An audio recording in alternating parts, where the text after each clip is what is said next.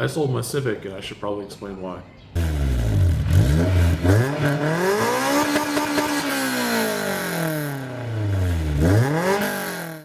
So the idea of actually selling the Civic actually happened last year, probably around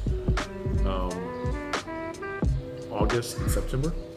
Um, in August of last year, my dad passed away, and it kind of left me in a weird situation financially, where I had a roommate. He wasn't like really pulling his weight and paying me on time and stuff, and then all these other like compounding things on top of like figuring out where my dad was going to go and all this other stuff just kind of left me in a weird financial spot. So I was like, well, I already had another car, like I bought a daily and stuff back in July, and then I was like, well, I got the daily, maybe I could just sell a race car and try and get my money back from all the mods and stuff from over the years, which I think is doable. Like, people sell race cars all the time, so this shouldn't be any different. So I listed that on Marketplace. I got a few hits, nothing crazy, but this one guy messaged me and he was like, hey, you're down to come this weekend, go check it out, send me all the information, make sure it's legit. I'm like, sure. I'll be coming down from Virginia area. Do you have all the receipts? Do you have all the documentation? I'm like, yeah, I have everything from when I purchased it till now, everything. It would go with the car. So cleaned up the car, had it sitting in my driveway just ready for this dude to come by and buy it. Well, he never showed up, naturally, because it's Marketplace, and Marketplace is not the best to sell stuff. A lot of flakers, if you will. So he never showed up. So that kind of just told me, maybe selling the car right now isn't the best option for me. So I figured it out. I'm a hustler. So made things work. And then fast forward to really a week after the first round of Grid Life, which was at CMP. I had gone back and forth about listing the car again. Maybe it's a different time to sell it, maybe it's a better time to sell it. But what I learned is I wasn't gonna get the money right away to, it's not like I don't need any money or anything. It's like I'm good on that. Like, I've got everything figured out since last year. But I was like, maybe I could do a different platform, right? I've been doing this SI journey for the last 5 years. I think I've got it pretty much figured out. Got the car where I want it to be. I had just paid it off like not too long ago, so that was nice. No more car payments, right? Or one less car payment. So anyway, I was like, man, I should just try and sell it. But what I had to do is I had to list it for it to sell. Like, realistically, I probably could have gotten like 15 to 16 for it as it sat. The issue is I had all the interior out. It was strictly built for racing or time attack, whatever. Could you daily drive it as a street car? Absolutely. But you would have like the worst time ever. The suspension was super stiff. Not to say it was bad, but it was just built for the track. Like I said, no interior, only had one stock seat in it, the driver's seat. It had some interior panels taken out and missing or sold. So yeah, no one wants to buy that as a street car. And a lot of the people who are buying race cars on like Marketplace or like third-party sites want a turnkey race car, either for wheel-to-wheel or something with like a roll cage and fire suppression and all this stuff already in the car. So I was like, man, I'll just have to price it to sell. So I landed at 10 grand. Got a few interesting trades or trade ideas. I had a guy message me wanting to trade a S13 hatch, the Rocket Bunny kit, one UZ swap. Very much a Stancy build, but with the ability to drift it and stuff. And like, drifting's not for me. I'm not a huge, I wouldn't say I'm not a huge fan. I don't understand it enough to get involved in drifting. So I was like, that would be cool, but like I don't think I would enjoy it. So I never actually messaged him back. And then fast forward to, when did I sell it? 2 weeks ago? I think just after the Grid Life special stage at Road Atlanta. Came back that Saturday, and then I got a message the next day from a friend of mine who actually does racing with Grid Life and NASA and a bunch of other different events. But he had wrecked his FL5 at CMP, but at the same time he had an FK8 for years, and then eventually sold it during CMP. So like he didn't have a car to fall back on after he wrecked the FL5. And he's like, hey man, so I went and bought a car in Florida, and I realized that this car was way too nice of a car to turn into a race car. And so he's like, I didn't see your Civic Marketplace ad until after I bought this car. I was like, man, that's cool, but like it would be the perfect thing for you because, you know, it's less you have to do, less you have to mod yourself because it's already built for what you're going to use it for. And to be honest, I'd rather see it go to someone who's going to use it in that sense than start from scratch, right? Or have someone that's only building street cars and is going to put this on the street, and like all that hard work and stuff that I made to the Civic is just going to go to waste, right? So he's like, well, what would you say to trading your car for this car with cash on top? I said, sure, but I don't know a whole lot about the car that you're wanting to trade. Give me like 4 hours. Give me 4 hours or a couple of hours to do some digging and do some research, and then I'll let you know. Not even like an hour later, I'm like, you know what? Screw it. I'll do the deal. I've always wanted one of these cars since I was in high school. Never had the money, and my parents never had the money to get me one of these. So I was like, you know what? This is probably never going to happen again. You can't really find these cars in good condition. So sure, I'll do it. And in the next 2 days, he drove up from Atlanta, and we did the deal. Traded his car for my car, and that was it. So you're probably wondering what car I got, and I think it's going to surprise a lot of people. It's not going to be surprising because it's Honda related, but the type of car from like the SI to this might be a little surprising. So let's check it out. So this is my brand new to me 2002 Acura RSX Type S, and I cannot wait to start digging to this car. Like I said, I wanted one of these in high school, and I just could not get one because they were really expensive at the time, and they're honestly kind of expensive still now. But this one is Arctic Blue. I think that's what it's called. It is technically, it's technically 2 owners, but technically 1 owner because Matt never signed the title over in his name. So technically, I'm gonna say it's 1.5 owners. Anyway, 1.5 owners, and it has 154,000 miles on it. And aside from,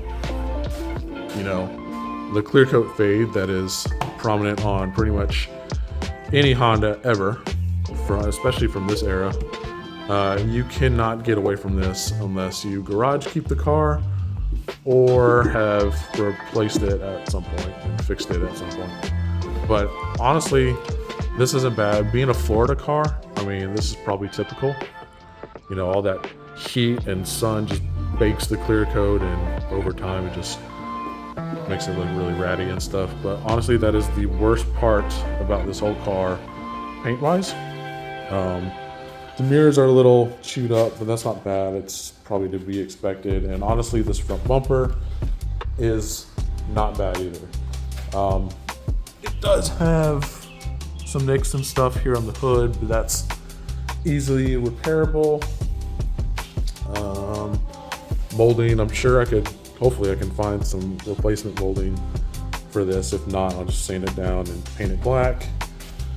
I want to say pillar molding. This stuff is actually in really good condition. Really, that's really about it. There's no rust on this car anywhere. And the downside on the driver's side is just the top of the door. And that's really about it for the paint. This car is not modified in any way. It's completely stock. Still has the original 16-inch wheels, which I know this is an early model of the RSX. So from 2002 to 2004 came the 16s, the 05 to 06, which is probably the RSX generation to have. It's like a refresh, I guess. Looks a little bit better, but honestly, I like both of them. I like the little bubble headlights, I like the bubble tail lights, but I also like the facelift version too. But anyway, we're gonna open up the car, and honestly, the interior is probably the best part of this whole car. I don't know if it was redone at one point, or maybe the people that had it before Matt just kept it in immaculate condition, but the door cards, the leather and stuff, I mean, it's in really good condition. The only downside is this one tear in the passenger seat, and honestly, that is not bad. The dash isn't cracked. Steering wheel looks pretty good. It's in actually good condition. Does have an aftermarket radio. The rear seats, it's kind of dark in here.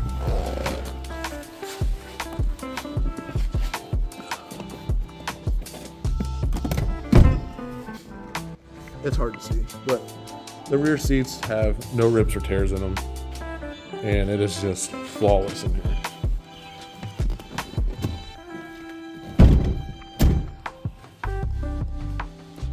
Open up the hatch real quick.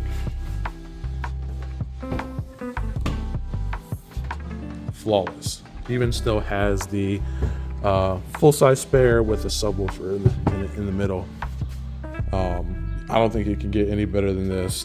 I think it would be hard pressed to find a car in this condition, early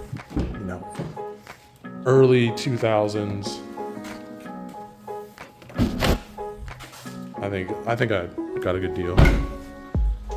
And then for the engine bay, like I said, there's no rust anywhere on the car. But the engine bay is clean enough to eat off of, I think. Would I do it? Probably not. But just no dirt anywhere on this car. Anywhere. And the best thing about this car is this is a better motor than what was in my SI. It's got a true header in the back. I lose a little bit of torque, but that's fine. Gain a little bit more RPM range and a little bit more top end. Probably the biggest crutch to this car, suspension-wise, I learned, is that bar right there is the tie rod, and the steering rack is bolted to the firewall. So this is an early McPherson strut car, and so you would expect there to be, some trial and error. So like they were like, this is our trial car, this in the EP3, and then by the time they got to the 8th gen SI, they were like, you know what, we have figured this out, this is not the way to go. So that's why the McPherson design is a lot different from this to what I had on the SI. So because Matt was planning on making this into a race car, he got some nice little parts for it, replacement parts. Full front and rear rotors with brake pads, the timing belt, spark plugs, and stainless steel brake lines. I think it's it's front and rear, so that's gonna be nice to install. And then he also got these aftermarket headlights, because honestly there's nothing wrong with these. They're a little faded, but that can be fixed. But he got these black housed JDM style headlights, which I can't wait to put these on. These are gonna be sick. Put those in here. And then I think that's it for all the stuff that came with the car. I apologize for the mess. The car came with 2 keys. I need to replace the batteries in both of them because they don't work. So we can go ahead and just turn the car on real quick, see how she sounds.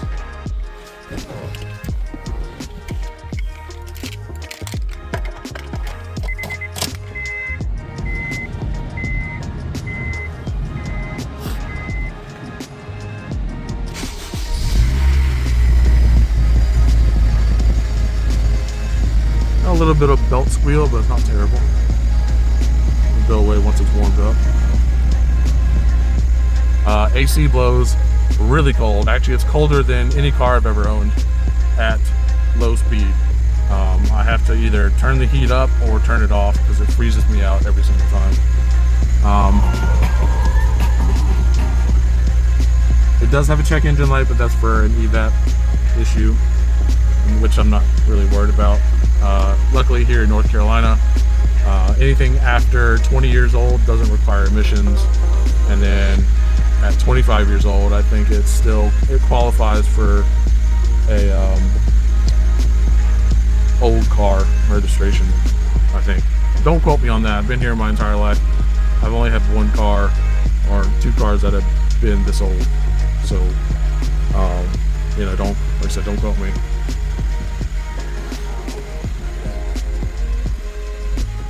Double din radio. I would say the biggest downside to this whole design is not having any volume controls on the steering wheel for this. I'm sure there's probably buttons that you can get for aftermarket stuff, but it sucks because I won't be able to, do what I need to do on the wheel without taking my hand off and just fidgeting with the volume or changing whatever.